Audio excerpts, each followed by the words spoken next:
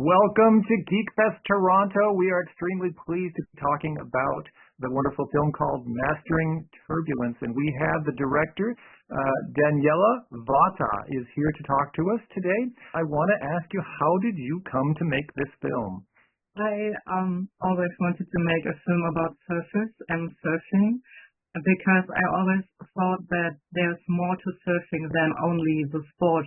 And I wanted to make a movie about the ups and downs of life. And I think that surfing and waves are a really great metaphor for that. And I got to know some people who were physically ill or mentally ill, and they used surfing for getting better. So someone told me that the cure for anything is salt water, sweat, tears, or the sea. And I wanted to know if that's true. When I did research about the topic, I found out that there's so much more. There's some scientific aspect, that there's some aspect of shaping the board to ride the waves the best way you can. And that is also about bravery or courage when you go to the ocean and to the sea, and so Mastering Turbulence is about finding the perfect wave in a way. You'll never find it, but the people or the protagonists in the movie try to, and we watch them, and so it's a metaphor for the ups and downs of life and how they deal with it. Well, you just lead into my next question. Do you consider these surfers as researchers whose discoveries could have civilian applications in the world of shipping and sailing? Yeah, that's the goal of them, I think, to make it safe for the ship industry, or the big container ships on the ocean, that they can predict really huge waves, and so they can react to them and change the route or things like that. That's the goal of the experiments they do. Now, these surfers, well, actually, is there a scene in Portugal, if I'm not mistaken? Yes, it was in Nazaré, Portugal. I thought so. I thought I recognized the site. So, yes. I imagine these people search the best waves around Europe. Have these people been involved in surfing around the world, or is it mainly the east coast of Europe? Is there a place they prefer more than others? Tell us a little bit more about the geography of these surfers. Oh, they're very international, I think. They go surfing all over the world, where they can find the best waves and where they can find the biggest waves. So in Europe, Nazaré is famous for the biggest waves in Europe, and the biggest waves come up in November, December, January, so in the winter. They are in Portugal. And then they move to another coast and surf there. I think they also do it in Hawaii, or there's a place or wave called Tehupo, and they also surf there. And it's a competition also. There are a few surfers who compete. Who rides the biggest wave wins. So we talked about the movie. Let's talk about you, Daniela. What is your background? Do you have a background in education, in filmography? Do you have a background in philosophy? Who are you? I'm a film director. Actually, before that, I studied history at the university in Germany. And when I finished that, I started studying film directing at the Film Academy, Baden-Württemberg in Germany. So officially I'm a director. And that's what I'm doing now. I'm a freelance director and documentary, most of it. Okay. Tell us about the mathematics, a little bit of geek here. And I saw there was some, definitely some trigonometry, if I'm not mistaken, some derivatives, a little bit of nonlinear math. You want to tell us a little bit more of the math? Are you into math? Not that much. I was interested in how they explained it to me, the scientists, but I'm not a mathematician, so I thought it was very interesting that it gets philosophical in a way. So it's not only math, but if it's very high math or higher math, it gets the philosophical. And what I was interested in, that there's the chaotic system and the turbulent system, which means it's even more chaotic than the chaotic system. And waves belong to this turbulent system. And what the scientists do is that they want to find out how waves work and what to calculate them. In reality, it's not really possible to calculate them, because there's always one factor missing, and they cannot do it. They only can approach it, get as close as possible to calculate them. In fact, they want to predict waves to make it not so dangerous for ships on the open ocean, they only cannot approach it. They don't get a formula out of it. They cannot calculate it. But they try, and it's it's very interesting, yes. The mastering turbulence. Well, and then in just talking to Marc, there's those categories. So when I heard you saying that, I said, oh, I'm wondering if that's kind of where you brought in that word turbulence.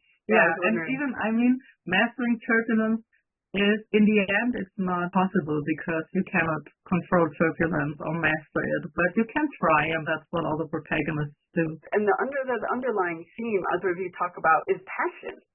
Yes, the passion of the surfer. Yes. All of them are very passionate about the work they do. And sometimes it's frustrating for them, for the shaper, for example. When he doesn't find the perfect shape of the board, he can get lost in details when he works at his board, and it takes a very long time. And I didn't see what problem he had when he was shaping it, but he said, oh no, this is not right, I have to do this and that. And they're very passionate about it, and also the scientists want to calculate the waves, even they know that it's maybe not possible, and the surfers are very passionate about it. I think they wouldn't do it if they weren't passionate about it. It's like threatening. So there's something that drives them, something within them that drives them to do that. And that's passion, right? Yes. In this film, was that also, would you say, a metaphor for your own life? Yes, in a way, I think it is. You always find something in the movies you do that connects with your own life, I think. I love being a historian as well, but I started filmmaking at the university. I took every class I could get to that dealt with or had the topic of filmmaking. So I knew, okay, this is what I want to do. Went to the film school, and it was great. Sometimes I connect both themes. So when I do documentaries, maybe they have historical topics. But yeah, I'm a filmmaker. I'm very happy to do that. So how long did you have to wait? Because in part of the film, it's like, oh, we'd sit here, we may not get a wave. How long did you have to wait to get those waves? Were you lucky, or was it a day standoff or two? That was a challenge while making the movie, because you can predict waves not that easily. You have an amount of time of 24 hours, so you can say the day before that tomorrow there will be a wave. And this is complicated when you want to do a movie, because you have to tell your crew, okay, we'll leave tomorrow, we go there, and we have to get all the equipment for tomorrow. So it was not that easy, and sometimes we stood at the beach and there were just no waves. We couldn't film, or we could do an interview, but we couldn't film any surf scene. And my producer was a bit nervous about that.